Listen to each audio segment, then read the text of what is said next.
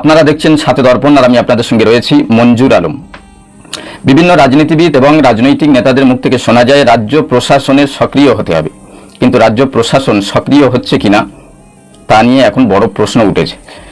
রাজ্য প্রশাসনের যে পথে চলা দরকার তারা সেই পথ ছেড়ে অসৎ উপার্জনের একটা রাস্তা বেছে নিয়েছে।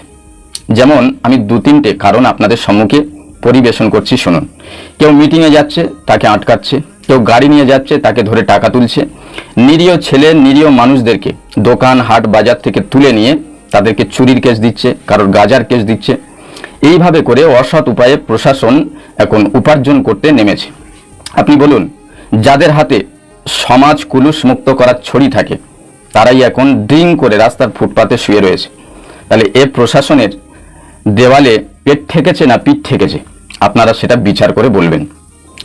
আমরা দেখেছি গত বছরে ফুরফুরা শরীফে গিয়ে কি কীর্তি রাতের বেলা প্রশাসন করে এলো। বর্তমান প্রশাসনের মধ্যে, তবে সবাই নয়, বেশ কিছু কিছু পুলিশ এত রাব ভাষায় গালিগালাজ করে, পাড়া এবং গ্রামের একটা লোফার ছেলে ওই রকম গালিগালাজ করতে শেখেনি এবং পারে না। এই প্রশাসনের অবস্থা, রাজ্য প্রশাসনের অবস্থা। অনেক মানুষ এটা হয়তো ট্রোল করে বলে, তারা নাকি রাস্তায় মানুষের ধরে ধরে সিগারেটের পয়সা তোলে।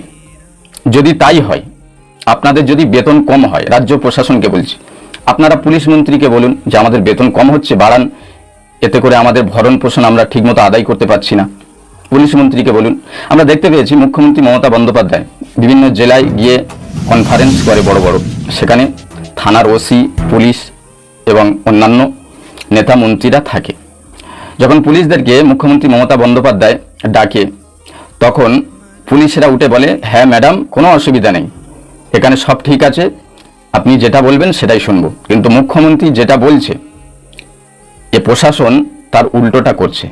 যেসব প্রশাসন নিরীহ ছেলে এবং নিরীহ মানুষদের উপরে উৎপীড়ন করে টাকা পয়সা কামাই করছেন, তাদেরকে জেলে ভরছেন, আপনি অসৎ উপায়ে উপার্জন করছেন, এর মাসুল আপনাকে আলে শুলে আদায় করতে হবে খুব তাড়াতাড়ি। সময়ের অপেক্ষা করুন।